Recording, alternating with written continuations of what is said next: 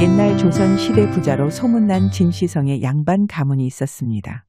이 집안에는 유일하게 외동딸 하나만을 낳아 키우고 있었는데 이 딸이 어렸을 적 이름 모를 병에 걸려 열병을 앓고 난 후에 얼굴과 온몸에 심한 곰보 자국이 남아 그 외모가 매우 못생겼었습니다.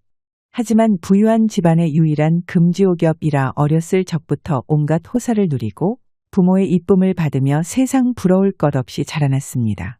어느덧 아이가 자라 20살이 되자 진대감과 그의 부인은 딸의 혼처를 구하기 위해 고민에 빠져 있었습니다. 우리 선아한테 어울릴 만한 짝을 찾는 게 이리 힘들 줄은 몰랐네요. 그러게나 말이오.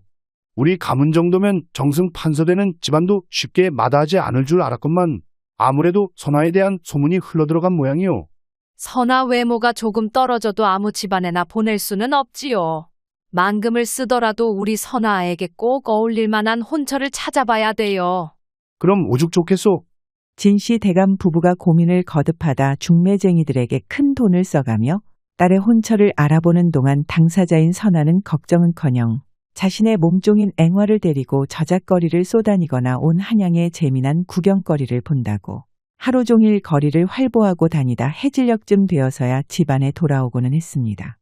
그럴 때마다 몸종인 앵화가 진땀을 흘리며 선아를 붙잡고 만류하였지만 그녀의 고집을 막을 사람은 누구도 없었습니다. 아씨 대감마님이 하시는 말씀 못 들으셨어요? 무슨 얘기 아버지가 하도 많은 얘기를 하셔서 하나도 기억이 안 나네. 대감마님께서 아씨 시집 보낸다고 중매를 넣고 있으니까 당분간은 집안에서 조신하게 있으라고 하셨잖아요. 아, 그 얘기 나야 늘 조신하게 있지. 마실을 다녀오고 나서 저녁밥을 든든하게 먹은 후에 밤부터 아침까지만.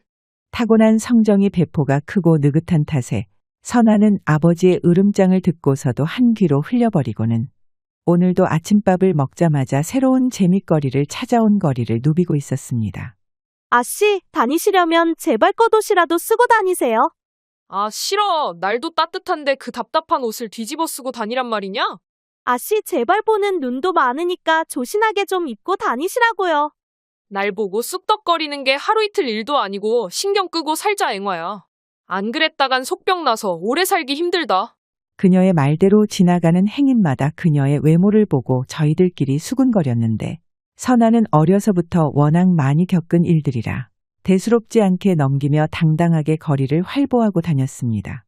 그러던 어느 날 진대감 내외가 얼굴에 기쁜 빛이 가득한 채로 딸을 찾아와 그녀에게 딱 맞는 혼처를 알아봤다고 기뻐하며 말하였습니다. 선아야, 드디어 내 짝이 될 신랑감을 찾았다. 우리 집안뿐만 아니라 너에게도 천생 배필이로구나. 그게 누군데요?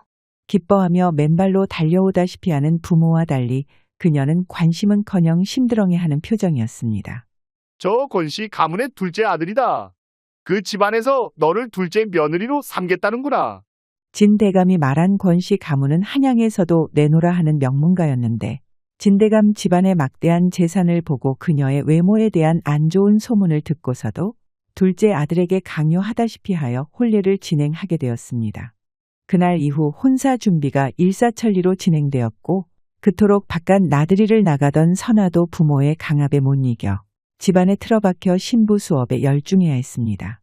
그렇게 시간이 지나 혼례식이 열리는 날 권세 있는 두 집안의 경사라 한양에서 내노라 하는 가문의 사람들이 찾아와 드넓은 진대감집이 장터처럼 사람들로 인산인해를 이루고 있었습니다. 혼례식이 시작되자 사람들 사이에서 새 신랑이 걸어 나왔습니다. 헌데 혼례식 날 기뻐해야 할 신랑의 얼굴이 잔뜩 찌그러져 있었는데 신랑 주위의 몇 사람도 표정이 좋지 않았습니다. 잠시 뒤 화려한 예복을 차려 입은 신부가 등장하자 그녀의 체구가 옆에 있던 다른 여인의 2배는 좋게 돼 보이니 등장만으로도 모든 사람들의 시선을 사로잡았습니다. 혼례식이 시작되자 안 그래도 좋지 않던 신랑의 표정이 어느 순간부터 심히 불안하게 일그러졌는데 어느 순간 신부의 얼굴을 쳐다보던 신랑의 몸이 떨리기 시작하더니 주춤주춤 뒷걸음질을 치다 갑자기 소리를 지르며 냅다 주랭랑을 쳐버리는 것이었습니다. 아버지 전 도저히 저 여자랑 혼인 못해요. 신랑이 큰 소리를 치고 사람들 사이를 비집고 도망치자 주변은 난리가 났습니다.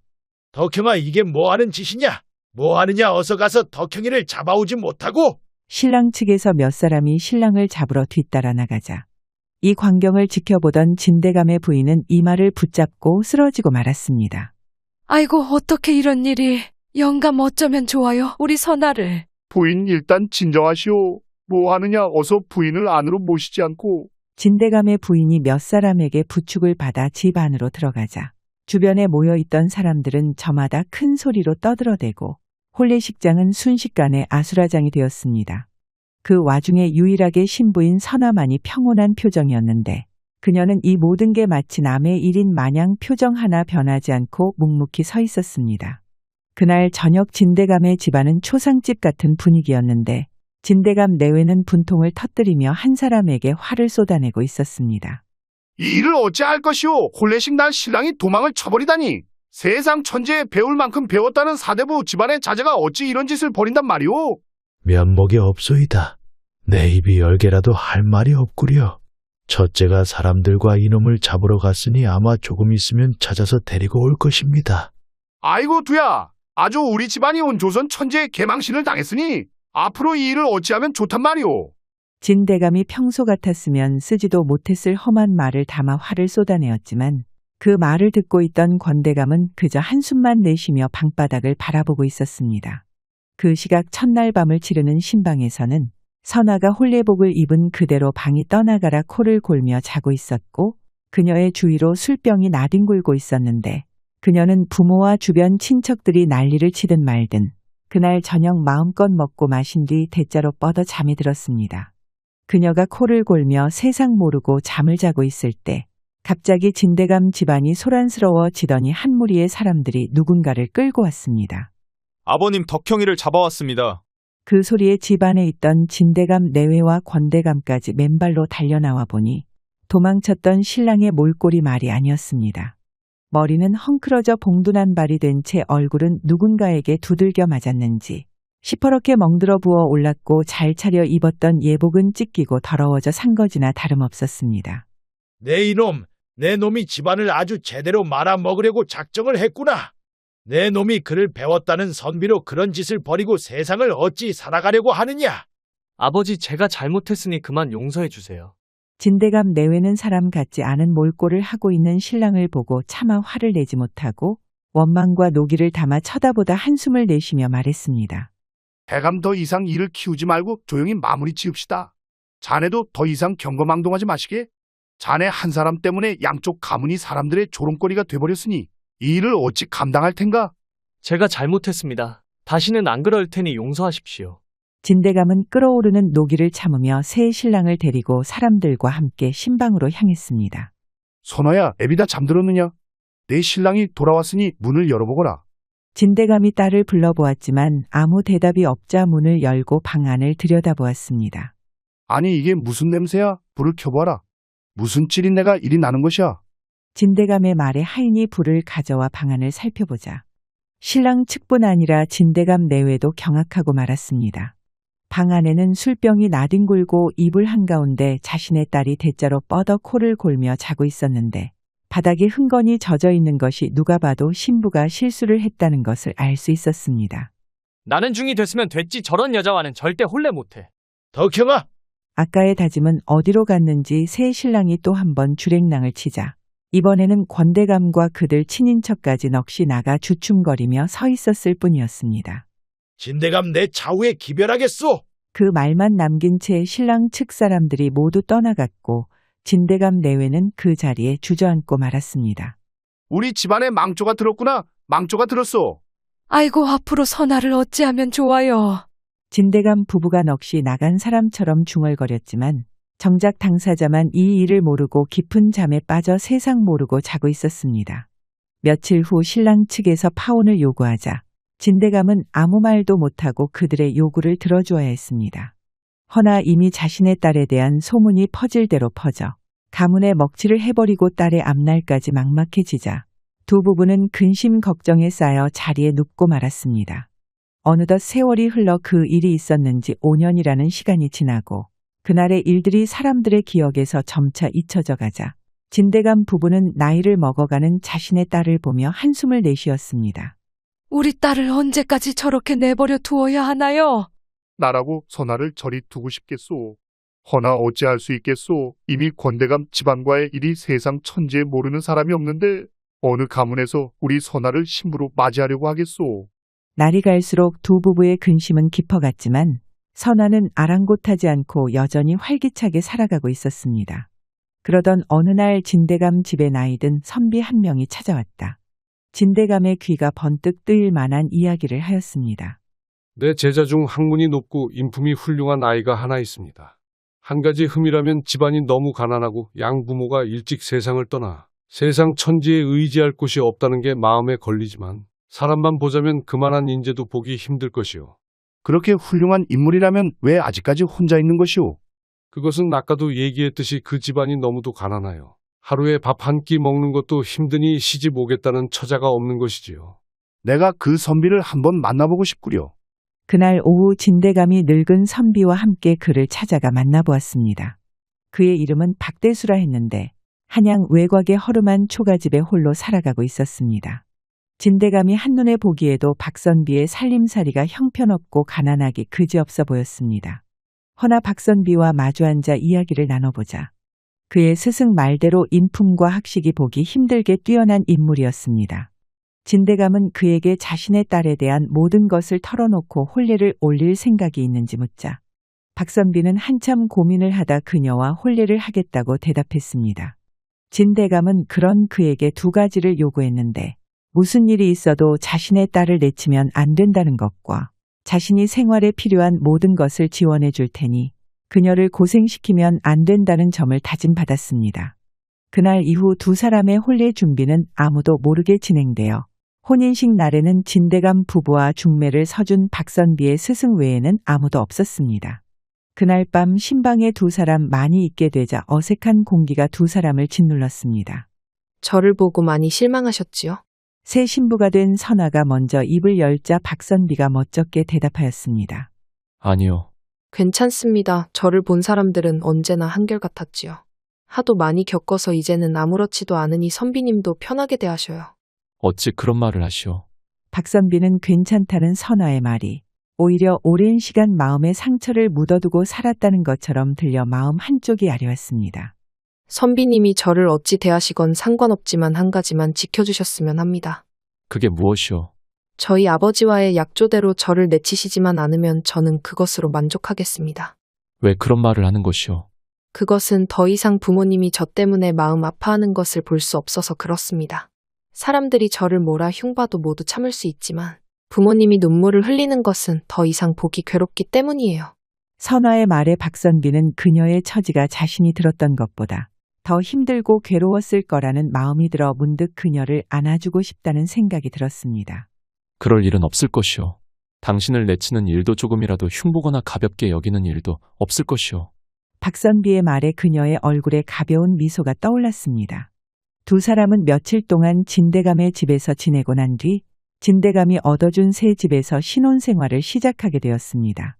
박선비는 처가의 지원 덕분에 평생 처음으로 끼니 걱정을 하지 않게 되었는데 모든 살림을 선아가 도맡아서 처리하니 자신은 오직 글 공부에만 매진할 수 있었습니다. 그녀는 집안의 모든 일을 자신이 직접 살피고 아버지에게 물려받은 농과 반 역시 꼼꼼히 관리하며 박선비가 입고 먹는 것 하나부터 열까지 모두 자기의 손으로 만들어주며 정성을 다해 그를 보살펴 주었습니다. 그렇게 두 해가 지나고 박선비는 과거의 응시의 장원으로 급제하게 되었습니다. 그날 진대감 집에서 딸 내외를 불러 잔치를 열게 되자 진대감은 박선비의 손을 잡고 감격하며 말했습니다. 장안의 사위 그 어려운 과거에 장원 급제하다니 대견하구만. 이 모든 게 안사람과 장인어른 덕분입니다. 아내가 저를 정성을 다해 살펴주지 않았다면 제 힘만으로 과거에 급제하지 못했을 것입니다.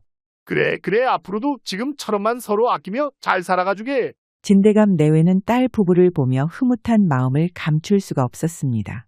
그들의 행복은 여기서 끝나지 않았는데 그 다음 해에 선아가 떡두꺼비 같은 아들을 낳아 집안의 경사가 계속해서 이어졌습니다. 박선비는 자신의 아내와 살면 살수록 그녀가 정말 좋은 여인이라는 것을 깨달았습니다. 선아는 여인답지 않게 배포가 큰 데다 아랫사람을 잘 이끌며 누구와도 허물없이 지내 집 안팎이 나날이 평온하고 화목했습니다. 그 역시 관직에 오른 후 승승장구하며 높은 자리에 오르게 되었는데 몇 년 후에는 임금의 옆에서 나랏일을 보게 되는 요직에까지 오르게 되었습니다.